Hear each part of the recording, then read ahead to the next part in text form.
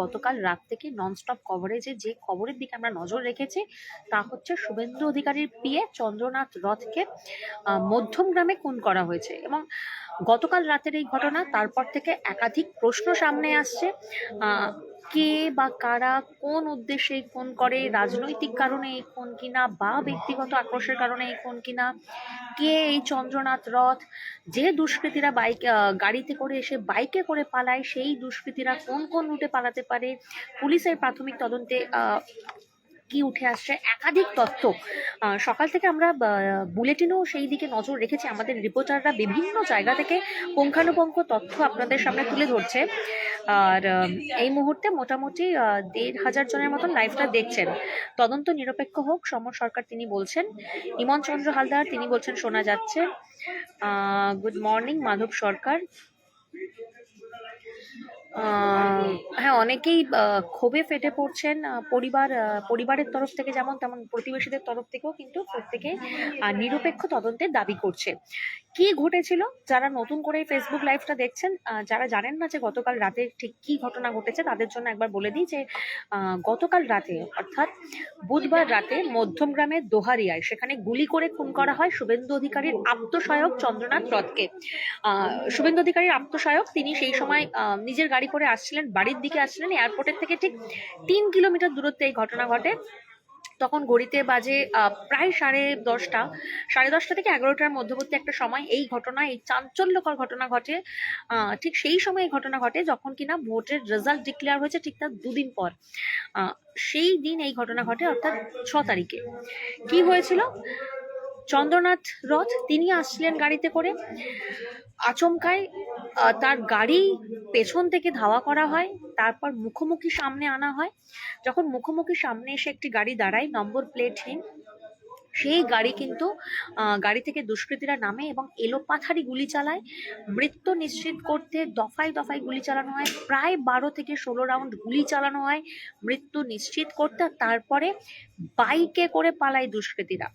বাইকে করে পালায়, কোন দিকে পালায়, মধ্যমগ্রামের অলিগলিতে পালায়।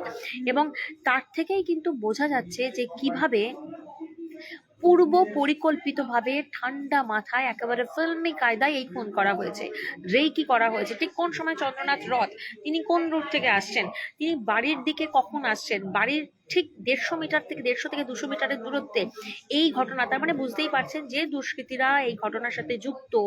তারা বিকেল থেকে রেকি করছিল, চন্দ্রনাথ রথের গতিবিধি তারা বোঝার চেষ্টা করছিল, এবং তারপরেই একেবারে মুখোমুখি গাড়ি সামনে আসে এবং এলোপাথারি গুলি চলতে থাকে। গাড়িতে কিন্তু সেই সময় আরো একজন ছিলেন, বুদ্ধদেব বেড়া গাড়ির চালক, তিনিও ছিলেন। তারা কেমন আছেন সেই দিকেও কিন্তু প্রশ্ন রয়েছে। আপনাদেরকে জানাবো যে এখন ঘড়িতে 10:17। আর কিছুক্ষণ পরেই কিন্তু ময়নাতদন্ত শুরু হবে, ময়নাতদন্তের প্রক্রিয়া শুরু হবে। দুজনকেই কিন্তু প্রথমে মধ্যমগ্রামের একটা হাসপাতালে নিয়ে যাওয়া হয় এবং সেখানে চিকিৎসক চন্দ্রনাথ রথকে মৃত ঘোষণা করে। এবং তারপরেই কিন্তু অপর আরেকজন যারও গুলি লাগে তাকেও কিন্তু কলকাতার একটি হাসপাতালে স্থানান্তর করা হয়। বাট এই ঘটনার পর আমরা দেখেছি যে রাজ্য পুলিশের উচ্চপদস্থ আধিকারিকরা তারা পৌঁছে যান হাসপাতালের বাইরে। শুভেন্দু অধিকারী তিনি যান, সুকান্ত মজুমদার পৌঁছন, অর্জুন সিং পৌঁছন, শঙ্কর ঘোষ পৌঁছন, বিজেপির একাধিক বিধায়করা তারা পৌঁছন, নেতারা পৌঁছন, বিজেপির কর্মী সমর্থকরা তারা পর্যন্ত পৌঁছন। তবে সেই জায়গা থেকে শুভেন্দু অধিকারী তিনি বারবার শান্তি রক্ষার বার্তা দিয়েছেন। এবং আমরা দেখেছিলাম যে শুভেন্দু অধিকারীর আপ্তসহায়ক চন্দ্রনাথ রথের হত্যাকাণ্ডে অভিযুক্ত কারা, কোন উদ্দেশ্যে তারা এই খুন করলো, কতজন জড়িত রয়েছে, কোথায় পালালো, তার একাধিক প্রশ্ন সামনে রয়েছে। এবং সেই যাবতীয় প্রশ্নের উত্তর খুঁজতে পুলিশ কিন্তু সিসি ক্যামেরার ফুটেজে নজর দিয়েছে। সকালেই পৌঁছেছে সিআইডিও রাজ্য পুলিশের দল এবং শুভেন্দু অধিকারীর আপ্তসহায়কের এই যে হত্যার তদন্ত তা কিন্তু ইতিমধ্যেই শুরু হয়েছে। এবার প্রশ্ন হচ্ছে যে বাইকে করে যখন দুষ্কৃতীরা আসে এবং যখন গাড়িতে করে দুষ্কৃতীরা আসে এবং গাড়ি থেকে নেমে এলোপাথারি গুলি চালায় এবং তারপরে বাইকে করে তারা যখন চম্পট দেয়, কোন কোন রুটে যেতে পারে।